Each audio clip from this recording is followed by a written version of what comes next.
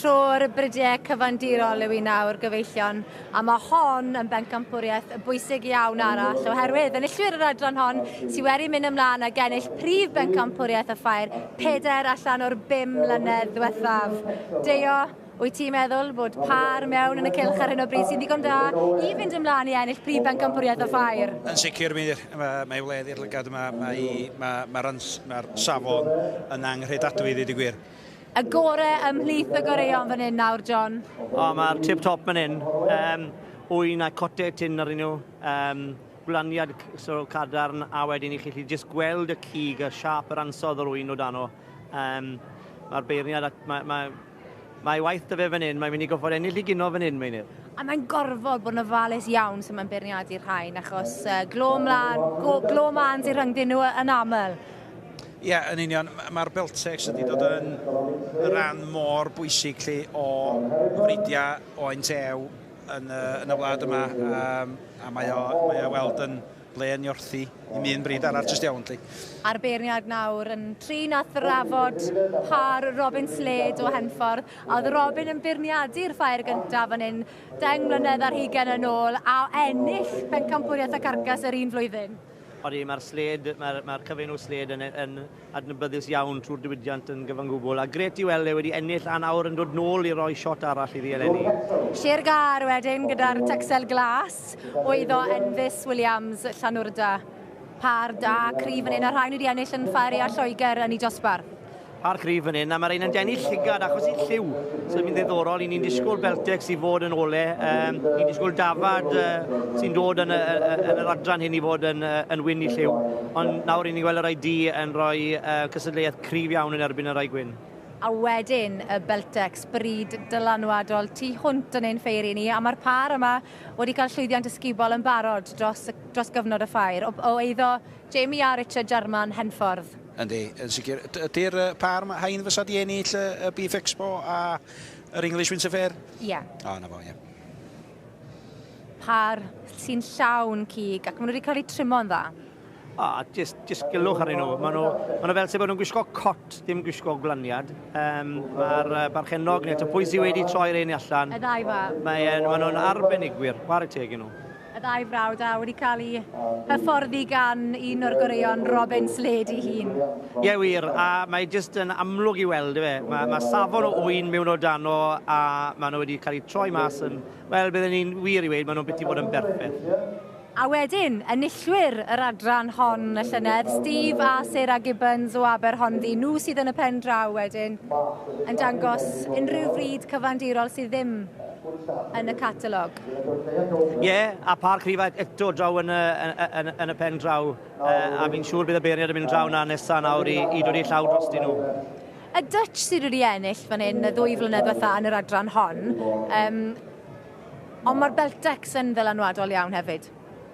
Maen nhw'n debyg? Maen nhw'n debyg iawn. I ni nawr yn y pethau bach rhwng y wahanol bridiau. Mae'r Beltex a'r Texel, a wedyn mae'r wahanol styles o fewn y ddoi fryd mor agos i gilydd. Ond na gyd sy'n bwysig yw faint o gig sy'n yn y llefydd iawn ar y carcas. Beth dwi wedi gweld yn y ffair yma heddi, dros y 2 ddiwrnod diwetha yw, mae yna brwdfrydedd i gael yn y diwydiant. Yr holl ansicrwydd, mae yna bobl ifanc brwdfrydedd angerddol iawn gyda ni yn y diwydiant. Wyt ti'n rhagweld dyfodol? Yn dweud i gwir, achos mae wedi bod yn flwyddyn dda o ran gwerthu wyn, o ran gwerthu defaid, o ran gwerthu hyrdod. Mae'r prisiau wedi bod yn dda, lly. Moca leni i fyny 10 punt y pen. Mae'r wyn di dal yn lefel, a maen nhw yn dal i fynd i fyny wan, a dwi'n credu fydden nhw reit drud i fynd dechrau'r blwyddyn oherwydd Brindar. A mae yna farchnadoedd ar gael, mond yn ei chwilio amdano nhw, achos mae chwyn chi mynd yn bell. Yn sicr, mae gennym ni 100 o wyn heddiw yma sydd fydd yn cael ei lladd yn Llanidloes heddiw yma ac yn mynd ymlaen i Qatar a dechrau'r wsos. So, oes, mae yna farchnadoedd eraill yna. Ond yn sicr hefyd, mae sio marchnata mwy gartra hefyd, ynddo. Mae'n amser i ni ddechrau gweld yr hysbysebion yma yn dod ar y teledu yn ytrach na dim just online, lli. Wel, diolch o galon, ond sicr mae yna hysbyseb ragorol yn dod fan hyn o'r ffair i hysbysebu ein diwydiant ni. Ond fe ddewn ni nôl i weld pwy fydd yn ennill adran y bridiau cyfandirol. A Mae yna densiwn yma ar hyn o bryd. Mae'r awyrgylch yn drydanol o amgylch y cylch, achos dwi'n gwybod mae'r arddangoswyr yma, 3 sydd yn y ras, ym Pencampwriaeth adran bridiau cyfandirol, yn nyrfws tu hwnt ar hyn o bryd. Ond i chi gallu gweld y tensiwn i gweud y gwir yn gwynebau yr arddangoswyr a gwyneb y beirniad. Mae jyst yn anhygoel yma. Be sydd gyda ni yma yw, mae da ni y Texel o eiddo, teulu'r Owens, Glantre, Ceredigion. Yna mae da ni'r Beltex o eiddo, y Germans o Henffordd, ac yn y pen draw, yr Aidion, y Dazencop o eiddo Steve a Sarah Gibbons o Aberhonddu. Deo, lle mae Darian di? Wel, mae'r Beltex yn sefyll allan i fi, ddeud y gwir, chi. John? Ie, wel i gweud y gwir, sa'n mynd i wneud galwad, achos mae rai chi... Fe licen i gael yn law ar ei chefen mwyn gwybod faint o gig sy'n mewn na. Alle ti fod yn leidydd? Pa i gweud na? Mae'n anodd iawn deud yn sefyll o fama, heb fedru reid llaw ar yr anifiliad yma, achos mae yna gymaint o drimio yn gallu bod. Iawn, neu arall eirio yr cwestiwn. Ond, sy'n mynd rhaid i fi? Fi wedi do bantai, fi wedi do bantai. Mae'r Beltex wedi gwneud i? Llongyfarchiadau mwyaf. Arbennig o dda. Chwarae teg, y Beltex yn cario'r dydd fan hyn yn Ffaerea, yn Pencampwriaeth adran y bridiau cyfandirol. Mae'r rhain wedi gwneud i'n barod yn y Ffaerea Lloegr, yn y prif Pencampwriaeth a'r Agri Expo. Ydyn nhw'n mynd i wneud i fan hyn yn Ffaerea Cymru? Mae'n edrych yn debyg mynd i'r, maen nhw'n sefyll allan y ddweud i wir. Maen nhw'n anhygoel. Mae'r rhain mynd i fod yn par anodd iawn i stopo trwy'r bore.